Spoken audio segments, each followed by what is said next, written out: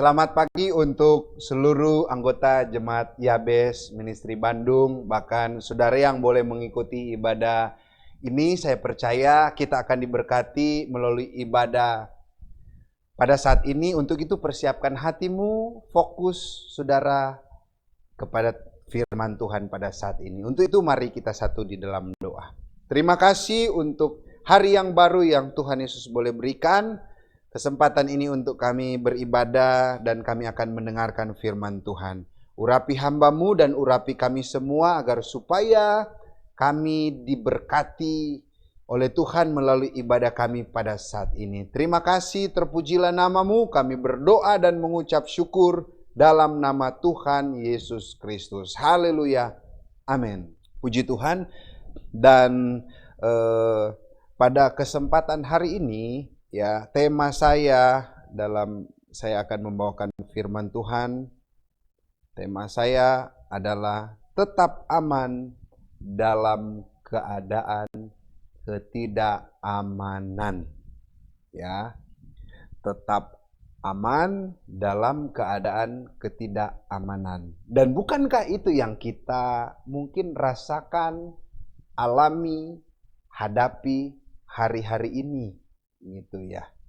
Tapi melalui firman Tuhan pada saat ini kita boleh melihat bahwa walaupun di tengah-tengah situasi yang tidak aman, tapi kita tetap merasa keamanan yang Tuhan kerjakan dalam setiap kehidupan kita. Puji Tuhan, kita melihat kebenaran firman Tuhan di dalam Kejadian pasalnya yang ke-15.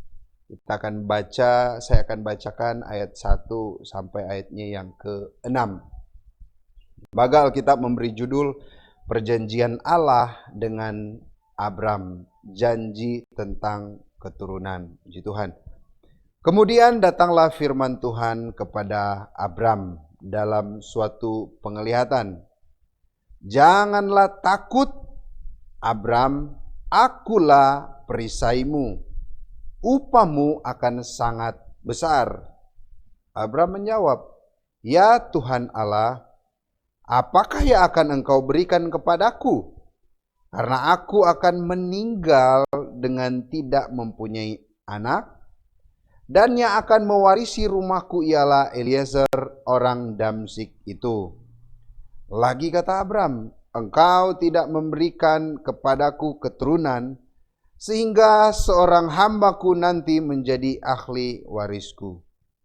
Tetapi datanglah firman Tuhan kepadanya, demikian, orang ini tidak akan menjadi ahli warismu, melainkan anak kandungmu, dialah yang akan menjadi ahli warismu. Lalu Tuhan membawa Abram keluar serta berfirman, coba lihat ke langit, hitunglah bintang-bintang, jika engkau dapat menghitungnya. Maka firman-Nya kepadanya, demikianlah banyaknya nanti keturunanmu. Ayat yang ke-6.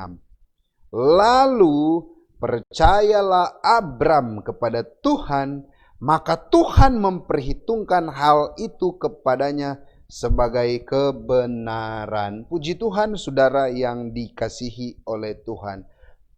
Dalam kisah ini, dalam teks Alkitab, teks firman Tuhan, di mana pasal 15 ini, tiba-tiba ujuk-ujuk ayat 1 mengatakan, kemudian datanglah firman Tuhan kepada Abram dalam suatu penglihatan.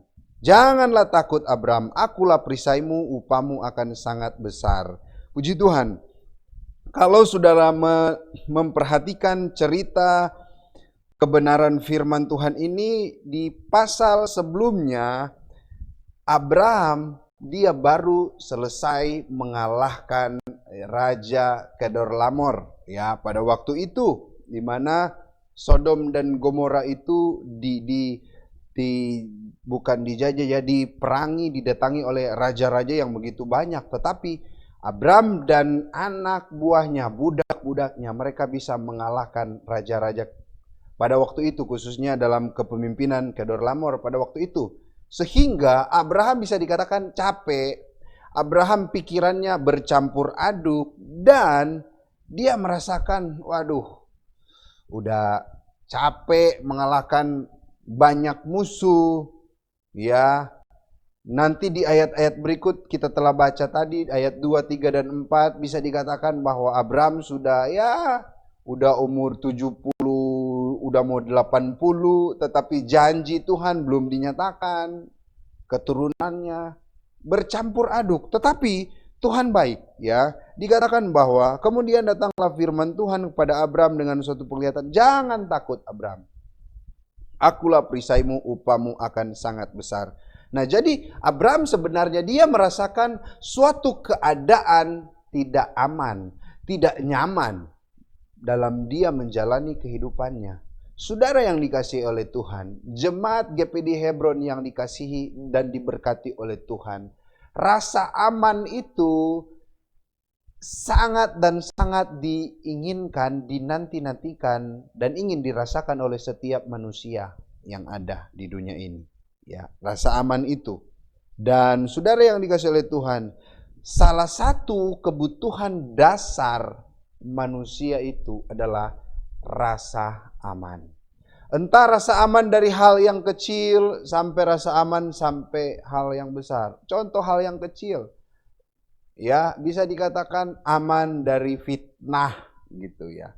Ya, tidak difitnah oleh orang, aman dari ya hal-hal yang negatif, ya puji Tuhan. Sampai hal yang besar, aman dalam perjalanan, aman dalam merasakan ya keluarga yang baru, aman dalam tempat tinggal, aman berkendara, dan lain sebagainya. Ada banyak kebutuhan-kebutuhan manusia, tapi salah satu kebutuhan yang mendasar manusia itu adalah adanya rasa aman. Ya. Ketika kita membeli suatu rumah, misalnya di perumahan, pasti yang kita akan lihat, aman nggak perumahan itu? Ada satpam nggak yang berjaga-jaga dan lain sebagainya. Ketika rumah itu tidak terjamin keamanannya, walaupun mungkin bagus, paling kita mikir 2 kali untuk kita membeli rumah itu.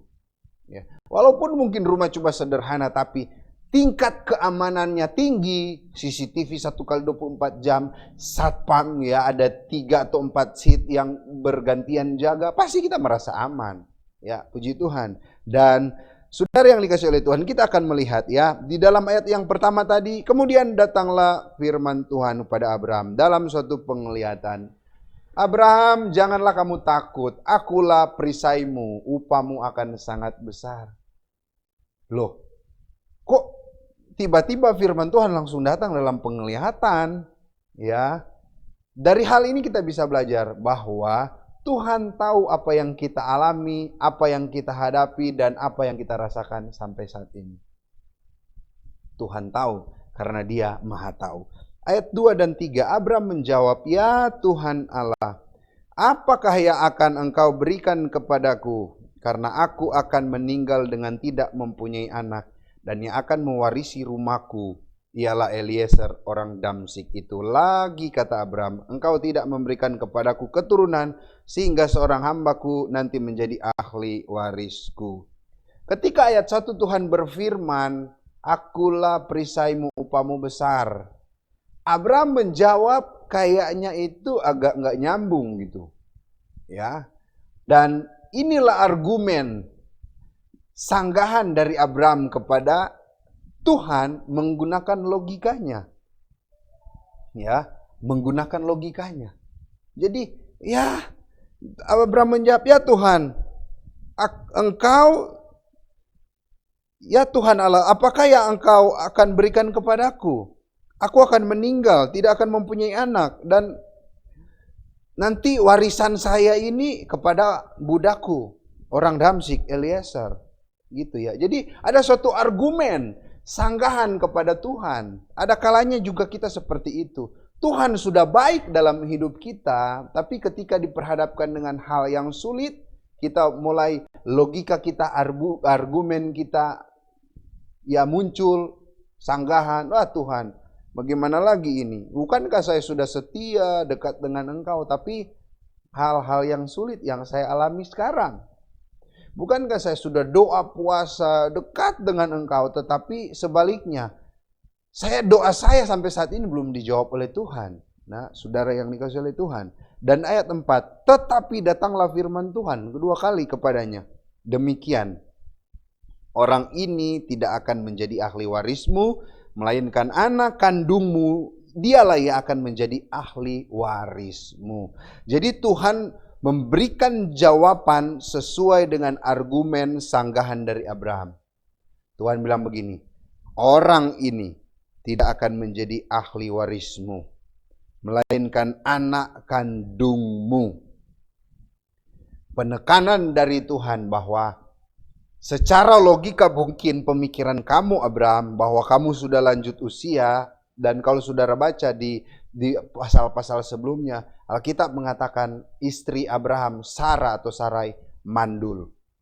Ya, dan Abraham sudah lanjut usia. Tapi Tuhan menekankan kepada Abraham bahwa orang ini tidak akan menjadi ahli warismu, tapi anak kandungmu. Ya. Dan perlu kita ketahui bahwa ada 4 ayat, 1 di perjanjian lama, 3 di perjanjian baru, menekankan bahwa orang benar itu akan hidup oleh iman. Itu ada di dalam Habakuk 2 ayat 4, ya. Ibrani 10 ayat 38, Roma 1 ayat 17, Galatia 3 ayat 11. Orang benar akan hidup oleh iman. Nah, saudara yang dikasihi oleh Tuhan, ya, apa yang Tuhan nyatakan kepada Abraham, bukan dia yang akan menjadi ahli warismu.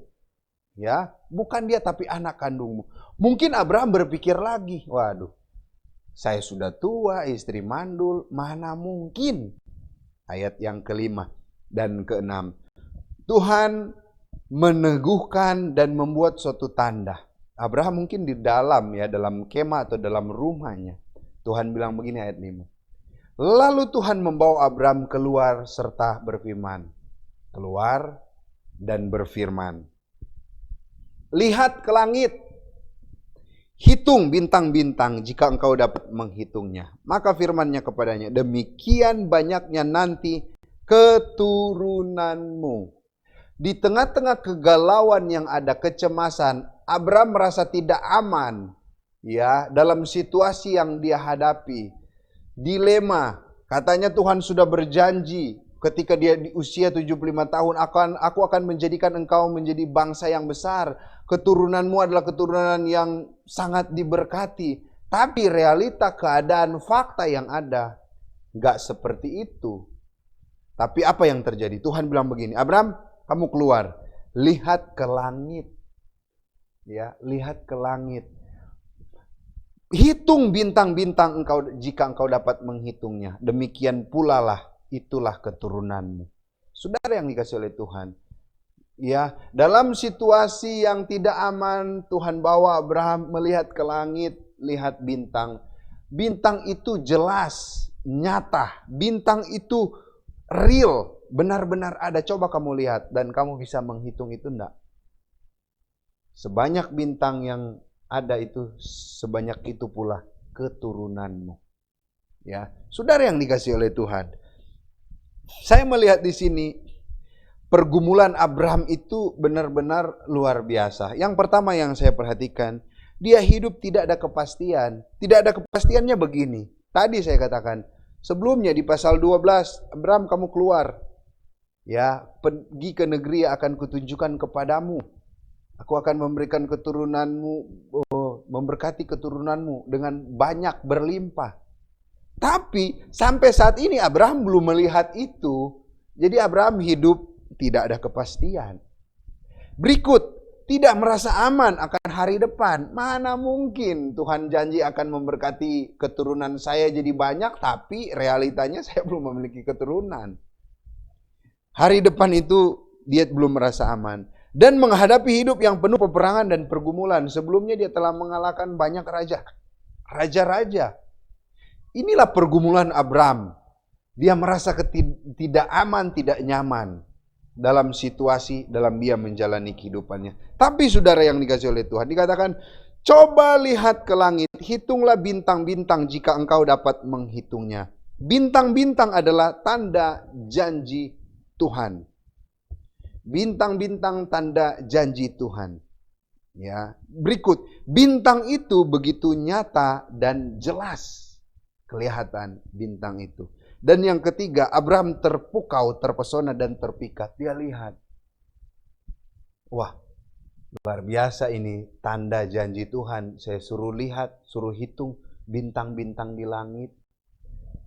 Ketika pada waktu itu Yesus berkhotbah di bukit dan Yesus bilang begini, janganlah engkau khawatir akan tubuhmu, akan hidupmu, akan apa yang kamu pakai, makan, minum. Ya, dan Tuhan Yesus juga ya mengumpamakan, dia bilang begini, coba lihat, pandanglah burung di udara, di langit, yang tidak menabur, tidak menanam, namun Bapamu di surga memberi mereka makan. Dan ini Abraham, Tuhan bilang, coba kamu lihat di bintang di langit. Itu jelas bintang. Ya, maknanya adalah bahwa janji Tuhan itu memang jelas dan pasti. Suruh lihat, dan Abraham terpukau, terpesona, terpikat dengan bintang-bintang itu. Dan apa yang saya mau katakan kepada saudara di ayat yang ke-6, lalu percayalah Abraham kepada Tuhan, maka Tuhan memperhitungkan hal itu kepadanya sebagai kebenaran. Respon Abraham di tengah-tengah rasa ketidakaman, tapi dia merasa, aduh, bagaimana ini hari depan saya, ini udah tua, gak memiliki anak, ya tidak ada kepastian. Tapi Tuhan bilang, lihat bintang. Dan ayat 6 katakan, lalu Abraham percaya kepada Tuhan. Saudara yang dikasihi oleh Tuhan, ya, kata percaya dalam bahasa Ibrani memakai kata aman. Aman. Kata aman ini ada 3 hal makna dari kata aman ini. Yang pertama, menetapkan hati. Ya, menetapkan hati. Jadi ketika Abraham bilang, Alkitab mengatakan lalu Abraham percaya, lalu Abraham aman. Yang pertama itu dia menetapkan hatinya. Ya, saya akan bacakan dalam Mazmur 13 ayatnya yang ke-6. Mazmur 13 ayat yang ke-6 mengatakan begini. Tetapi aku kepada kasih setiamu aku percaya, hatiku bersorak-sorak karena penyelamatanmu. Ya, tetapi aku kepada kasih setiamu aku percaya, hatiku bersorak-sorai karena penyelamatanmu. Jadi ketika Abraham percaya kepada Tuhan, yang pertama itu dia telah menetapkan hatinya. Saudara, hati-hati dengan hati. Karena dengan hati itu kita bisa sakit hati dan menjauhi Tuhan. Tapi Abraham dia percaya kepada Tuhan, dia menetapkan hatinya. Yang kedua, kata aman juga berbicara, dia mendasarkan hatinya. Mendasarkan hatinya kepada siapa? Kepada Tuhan. Ya, ketika saudara mendasarkan hati saudara kepada Tuhan, kepada kebenaran firman Tuhan, saya terlalu yakin kita akan merasa aman walaupun dalam situasi ketidakamanan. Amsal 4 ayat 23, jagalah hatimu dengan segala kewaspadaan, karena dari situlah terpancar kehidupan. Yang ketiga, mengamankan hati, mengamankan hati. Kenapa harus mengamankan hati? Kita melihat di dalam Kejadian pasalnya yang keempat ayat yang kelima. Alkitab mengatakan di sana, kita melihat Kejadian 4 ayat 5. Ya, tetapi Kain dan korban persembahannya tidak diindahkannya. Lalu hati Kain menjadi panas dan mukanya muram. Dan seterusnya sehingga dia berencana untuk membunuh adiknya Habel.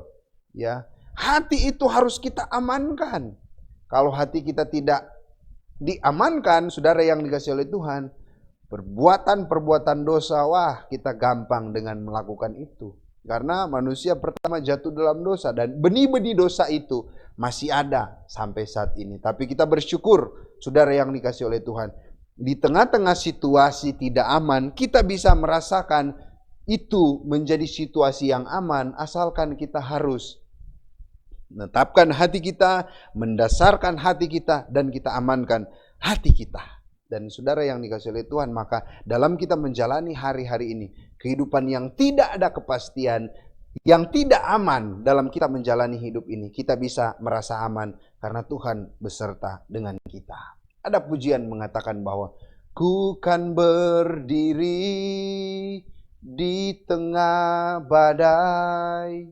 Ya, kita akan berdiri di tengah badai. Kenapa? Karena ada Tuhan selalu beserta dengan kita. Nah, di sini saya mencatat bahwa percaya adalah perkembangan sikap dari rasa kurang tentram menjadi tentram.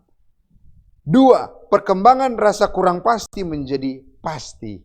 Ketiga, perkembangan rasa kurang aman menjadi aman. Jadi ketika saudara percaya rasa aman kepada Tuhan, disitulah sikap kita dari yang tidak tentram akan kita merasakan ketentraman itu. Yang penting kita percaya kepada Tuhan. Dari kita merasa kurang pasti, tidak ada kepastian hidup, kita akan menyakinkan menjadi pasti bahwa ada Tuhan yang menyertai kita. Perkembangan rasa kurang aman menjadi aman. Itulah ketika kita sikap hidup kita percaya. Nah, sumber dari rasa aman Abram bukan dari dirinya sendiri, melainkan pada janji Tuhan. Kebanyakan kita menggantungkan rasa aman itu kepada sesuatu. Mungkin kepada orang pintar. Mungkin kita merasa aman ketika koneksi kita kuat. Mungkin ketika kita merasa aman ketika kita kenalan dengan orang hebat. Kita merasa aman karena hal-hal yang besar yang ada di dekat kita, itu kita merasa aman. Saudara, ketika saudara menggantungkan rasa aman itu kepada sesuatu yang fana, kepada sesuatu yang terbatas, saudara akan kecewa. Tapi sebaliknya, ketika saudara menggantungkan rasa aman itu kepada Tuhan yang tidak terbatas, saudara akan merasakan rasa aman walaupun di tengah-tengah situasi yang tidak aman. Abram percaya bukan karena melihat dirinya, melainkan karena melihat Tuhan yang ada di balik langit yang bertaburan bintang. Dia melihat bintang janji Tuhan itu karena dia tahu bahwa Tuhan tidak pernah salah, Tuhan tidak mengingkari janjinya. Ya, ada lagu juga mengatakan janjinya dia atur langkahku. Janjinya dia pegang tanganku, ku bersyukur Tuhan selalu peliharaku. Tuhan selalu pelihara saya dan saudara. Makanya gantungkanlah rasa aman itu kepada yang tidak terbatas, bukan kepada yang terbatas. Ya, saya percaya saudara pasti akan merasakan rasa aman itu asalkan saudara menggantungkan kepada Tuhan itu. Ya, puji Tuhan. Nah, saudara yang dikasihi oleh Tuhan, saya di akhir firman Tuhan dan saya melihat ada seorang ya bisa dikatakan seorang yang cacat dari kecil, Fanny Crosby. Baru usia 3 minggu ketika dia lahir, ada gangguan di matanya dan apa yang terjadi, dokter menangani dia, salah kasih obat. Dan intinya dia mengidap buta total. Dan dia menjalani hidupnya walaupun buta, tapi dia menggantungkan hidupnya kepada Tuhan. Apa yang terjadi? Kutipan dia mengatakan begini, karena aku percaya Tuhan yang penuh belas kasihan itu memanggilku melalui cara itu untuk mengerjakan tugas yang masih dia izinkan. Walaupun keadaan tidak menyenangkan yang dia alami, dia rasakan, tapi dia katakan bahwa dia tetap percaya kepada Tuhan. Itu seizin oleh Tuhan karena ada rencana Tuhan yang besar. Singkat cerita saudara yang dikasihi oleh Tuhan, dia menulis sekitar 8.000 teks lagu himnal untuk Tuhan.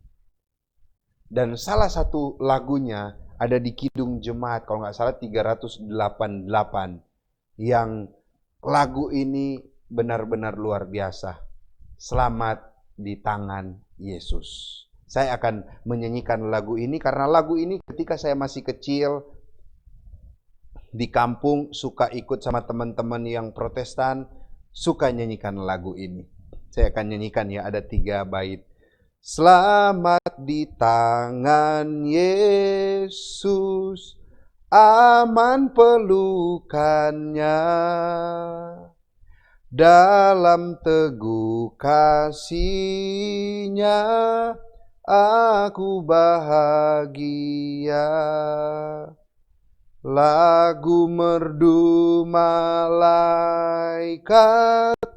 olehku terdengar, dari negeri mulia damai sejahtera. Selamat di tangan Yesus, aman pelukannya, dalam teguh kasih-Nya aku bahagia. Bait 2. Selamat di tangan Yesus, aku tentram penuh, dosa pun dan cobaan jauh dari diriku. Duka, cemas, dan bimbang, kuasanya tak tetap, goda dan air mata akan segera lenyap. Selamat di tangan Yesus, aman pelukannya, dalam teduh kasih-Nya aku bahagia. Bait 3. Yesus perlindunganku, telah mati bagiku, padanya ku percaya, Yesus kekal teguh. Biar bertambah hati ku menantikannya, sampai harinya tiba dan fajar berkah. Selamat di tangan Yesus, aman pelukannya, dalam teduh kasih-Nya aku bahagia. Saudara, ketika saudara ada di dalam tangan Tuhan, walaupun situasi tidak aman, tapi disitulah saudara tetap merasa aman, tentram, karena bukan saja ada di tangan Tuhan, tapi Yesaya 46 ayat 4 mengatakan, sampai masa tua, sampai rambut putih, kita tetap Tuhan gendong, Tuhan peluk kita. Disitulah kita boleh merasakan rasa aman itu. Puji Tuhan, Tuhan Yesus memberkati kita semua. Saya percaya kita diberkati melalui ibadah ini. Mari kita satu dalam doa. Terima kasih untuk firman-Mu. Kami percaya firman-Mu itu boleh memberkati kami, boleh menguatkan kami, boleh menasehati kami, bahkan mengubah hidup kami. Sehingga Tuhan, dalam kami menggantungkan kepercayaan kami bukan terletak kepada sesuatu yang fana, sesuatu yang terbatas, tetapi kami mau menggantungkan percaya kami kepada Engkau yang tidak terbatas. Sehingga walaupun situasi tidak aman, kami akan tetap merasa aman karena Engkau ada bersama dengan kami. Berkati seluruh anggota Yabes Ministry Bandung dalam kuliah, dalam pekerjaan, dalam studi, dalam keluarga, setiap rencana-rencana ke depan mereka. Tuhan buka jalan, Tuhan campur tangan. Terima kasih, kami berdoa juga untuk bangsa dan negara. Tuhan memberkati keamanan, kedamaian, Tuhan curahkan di tengah-tengah bangsa kami ini, sehingga kami boleh melihat hujan pertobatan dicurahkan, boleh melihat juga jiwa-jiwa boleh datang kepadamu. Terima kasih Tuhan, kami akan akhiri ibadah kami pada saat ini. Untuk itu, saudara yang dikasihi oleh Tuhan, biarlah kita boleh menerima berkat pada saat ini. Kiranya wajah kemuliaan Allah menyinari, menaungi, dan membimbing kita semua.